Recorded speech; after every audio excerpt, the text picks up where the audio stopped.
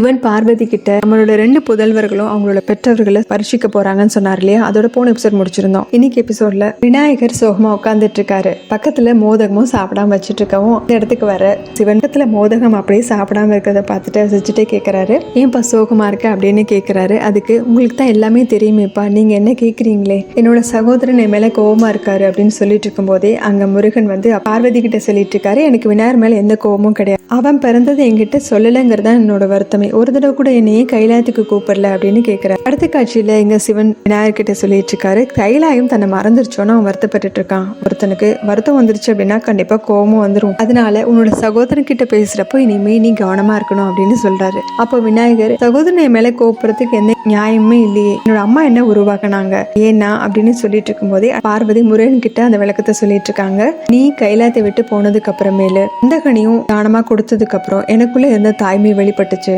குழந்தைக்கான ஏக்கம் எனக்கு அதிகமாச்சு. அதுவே என் மனசுல உளைச்சலையும் உருவாக்க அதே நினைவிலே இருந்தேன். அப்போ நான் உருவாக்குன அந்த சிலையில இருந்து விநாயகனும் உருவானா அப்படின்னு சொல்லிட்டு இருக்காங்க. விநாயகர் உருவானதை காமிக்கிறாங்க. இருந்தாலும் முருகன் பிடிவாதமா, கணேசன் பிறந்ததுக்கு அப்புறமாவது என்னை நீங்க அழைச்சிருக்கலாம் இல்லையா, உங்களுக்கு இந்த மகன் தேவையே இல்லையோ அப்படின்னு எனக்கு தோணுதுமா, என்னால உங்களுக்கு எந்த சந்தோஷமும் இல்லையே அப்படின்னு சொல்லி வருத்தப்பட்டு இருக்க. அடுத்த காட்சியில திரும்ப சிவனையும் விநாயகரையும் காமிக்கிறாங்க. விநாயகர் சிவன் கிட்ட சொல்றாரு, என்னோட சகோதரனை எப்படி சமாதானப்படுத்தணும்னு எனக்கு தெரியும் அப்படின்னு சொல்றாரு. சிவனும் ரொம்ப சந்தோஷம் அப்படின்னு சொல்லிட்டு மோதகத்தை ஊட்டி விட்டுட்டு இருக்காரு. அடுத்த காட்சியில பார்வதி திரும்ப முருகனுக்கு விளக்கம் கொடுத்துட்டு இருக்காங்க. என்னோட நிலைமையும் உன் நிலைமையும் வேற வேற கிடையாது, நீ என்னையும் கார்த்திகை பெண்களையும் வேற வேற மாதிரி நினைச்சிருக்கியா அப்படின்னு கேட்கவும் முருகன் பதில் சொல்ல முடியாம நிக்கிறாரு. நான் உன்னோட வாழ்க்கையில வந்ததுக்கு அப்புறமேல அவங்களுக்கான முக்கியத்துவம் குறைஞ்சிருச்சா அப்படின்னு கேக்குறாங்க. முருகன் இல்லைன்னு சொல்ல, இப்ப நான் சொல்றது உனக்கு புரியுதா அப்படிங்கிற மாதிரி பார்வதி முருகனை பாக்குறாங்க. ஒரு வழியா இப்ப முருகனுக்கு புரிஞ்சிருச்சு. அடுத்த காட்சியில முருகனும் விநாயகரும் ஒன்னா வர்றாங்க. விநாயகர் உங்களுக்கான விருந்துக்கு ஏற்பாடு பண்ணியிருக்கேன், வரவேற்புக்கு ஏற்பாடு பண்ணியிருக்கேன் அப்படின்னு உணவெல்லாம் காமிக்கிறாரு. இதுக்கான அவசியமே இல்லையப்பா,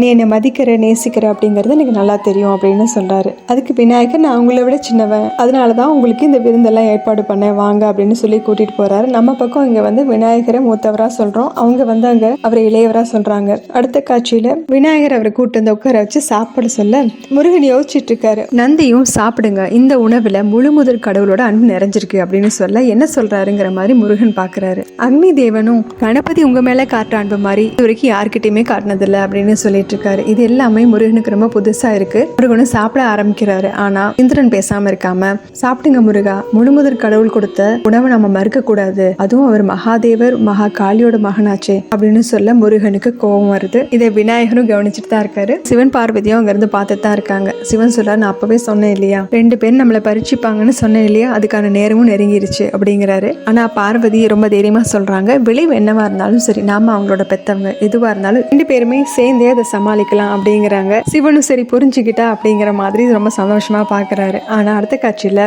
விநாயகரும் முருகன் கிட்ட, இப்போ இந்திரதேவன் சொன்னதும் சரிதானே, உங்களால தானே நானே உருவானேன், எனக்கு முழுவதற் கடவுளுங்கிற பட்டம் மட்டும் இல்ல, எனக்கு கிடைச்ச எல்லாமே அவங்க கொடுத்ததுதான், சரி இருக்கட்டும் நீங்க சாப்பிடுங்க, நான் இப்போ வந்துறேன் அப்படின்னு சொல்லிட்டு அவர் அங்க இருந்து கிளம்ப, இந்திரன் சும்மா இருக்க மாட்டாம திரும்பவும் கைலாயத்தை ஒரு கடினமான சூழ்நிலையில இருந்து கூட காப்பாத்திருக்காரு. அவர் வீரர் மட்டும் கிடையாது, விவேகம் உள்ளவரும் கூட, மகாதேவரால கூட அவரை மிஞ்ச முடியாது அப்படின்னு சொல்ல இதை கேட்டு கோவப்படுற முருகன் அங்கிருந்து எந்திரிக்கிறார் சாப்பிடாம. அங்கிருந்து நேரா அவர் சிவன் பார்வதி இருக்க இடத்துக்கு வர அங்க விநாயகர் அவங்க 2 பேருக்கும் நடுவுல உட்கார்ந்துருக்காரு. இதை பார்த்து அவருக்கு ரொம்ப கோவம் வருது. முருகன் இதை அதிர்ச்சியோட பார்க்க, விநாயகர் நீங்க இங்க வந்தீங்க இன்னும் சாப்பிடலையா, நான் அப்பா அம்மாவை சாப்பிட கூப்பிடறதுக்காக வந்தேன் அப்படிங்க. முருகன் எதுவும் பேசாம அமைதியா இருக்கு. அந்த இடத்துக்கு தேவேந்திரன் தேவர்கள் எல்லாருமே வர்றாங்க, நந்தி சிவகணங்களும் வர்றாங்க. இதோட இந்த எபிசோட் முடியுது. அடுத்த எபிசோட்ல பார்க்கலாம். சேனல் லைக் பண்ணுங்க, ஷேர் பண்ணுங்க, சப்ஸ்கிரைப் பண்ணுங்க, பெல் பட்டனையும் பிரஸ் பண்ணுங்க. தேங்க்யூ.